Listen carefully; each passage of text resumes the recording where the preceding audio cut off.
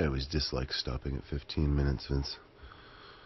It's always changes my train of thought, would be the phrase. Right now, I am sailing over what used to be the civilization known in your records as Lemuria. This was a civilization that was very structured, very orderly, very low rate of violence and what you would now call crime. Very interesting to me as I reflect on that thought. Right now, there is a very rigid structure to your planet, whether you see it or you don't. There is a lot of what you would call law, or what would the phrase be, judicial systems, courts.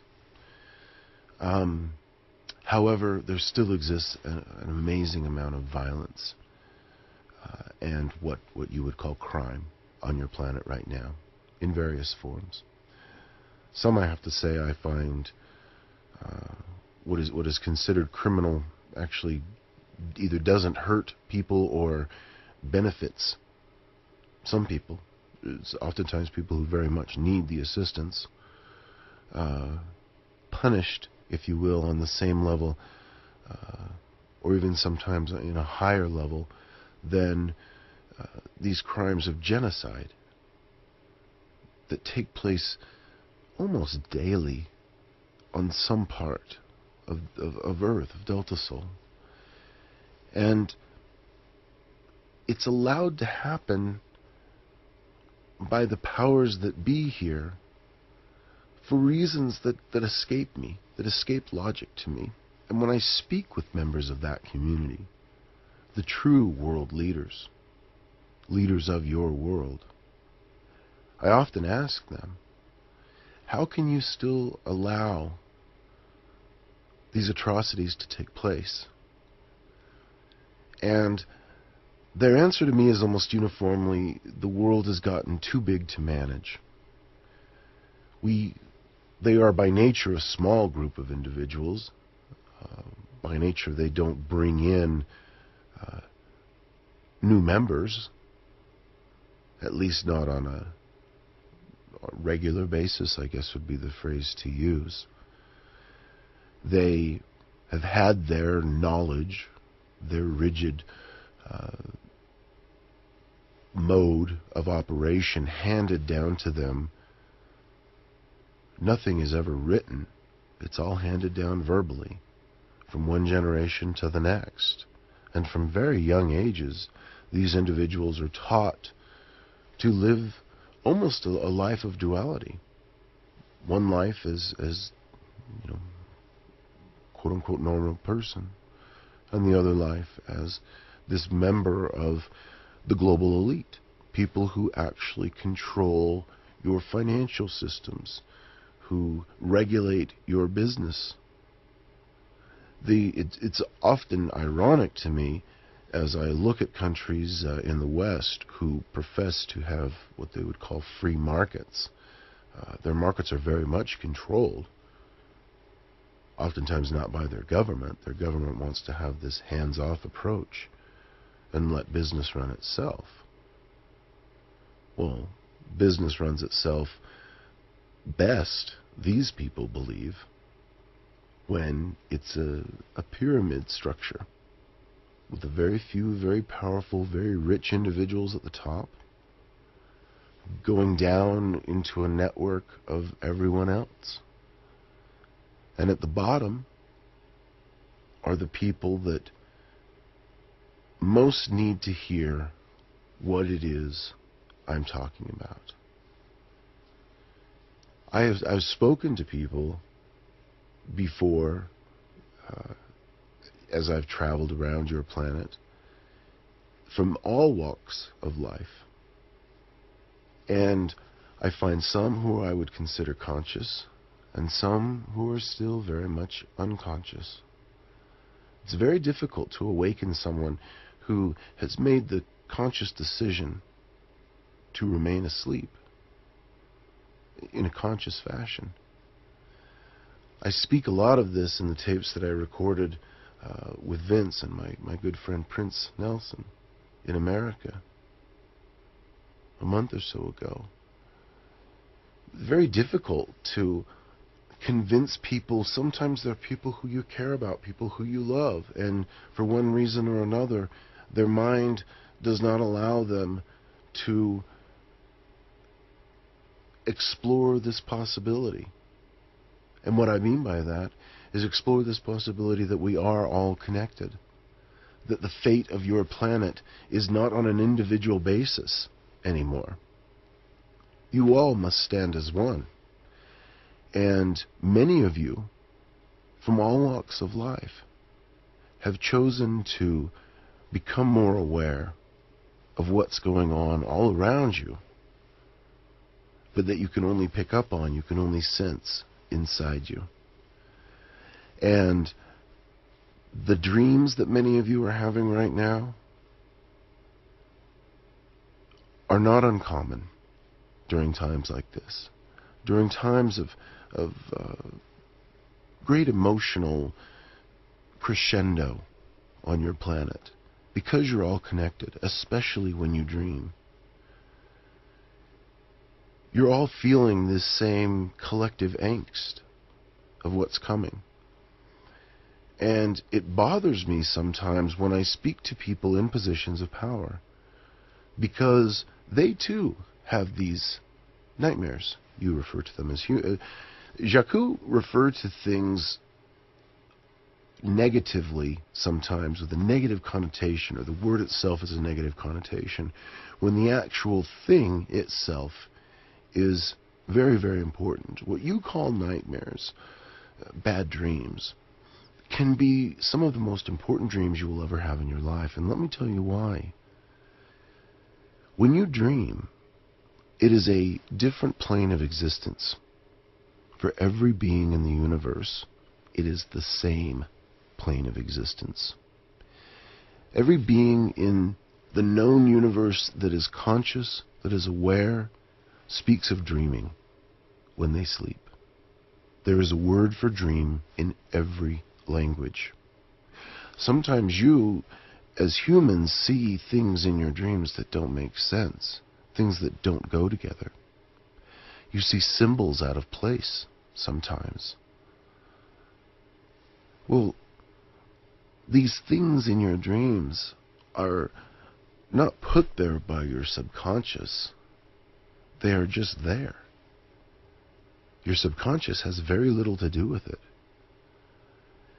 Most Yajweh, most humans, when they go to sleep, I notice, develop certain patterns, certain habits that they go through.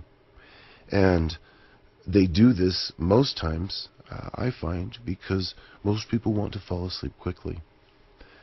Those who understand that you can experience what you would call lucid dreaming, being aware and awake during your dreams, understand that to enter that process you have to go to sleep, you have to enter into sleep in a very slow, not necessarily slow, but ritualistic way. As an anthropologist, that's the term I shall use. Ritualistic way of going to sleep. And as I sit in this boat, looking out this small porthole, the sun begins to shine, and underneath these waters, there exists a treasure trove of archaeological data for your species. My hope, personally, is that one day, through events that hopefully will not harm very many of you, this ancient island will once again be above the waves. And you'll be able to explore some of the remnants of this civilization. Now, people will sometimes get confused in modern times with how old something could be because of a process that you refer to as carbon dating. Your science on carbon dating, my friends, is not entirely accurate. It's accurate to a certain extent, but it has a very difficult window, a gray area, when it goes back into when it's analyzing material that has been impacted by events that you really haven't factored into the equation. The pressure of a lot of ice, miles, kilometers of ice, pushing over a landscape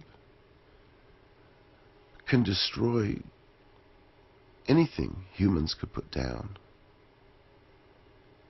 Even what would be built up underneath would be compressed and destroyed. It makes great archaeological evidence. And I believe that some is actually being found now as they are working in northern Canada and North America. They've discovered that North America, much like South Africa, being very old rock, contains some material that you humans find of value, mainly diamonds.